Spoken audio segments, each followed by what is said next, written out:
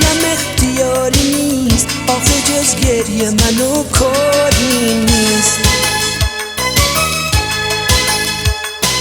یه عمر از محبت بی نصیبم ای خدا، من غریبم ای خدا، چرا جز غصه منو یاری نیست. اگه عشق اینه، اگه زندگی اینه، نمیخوام چشمام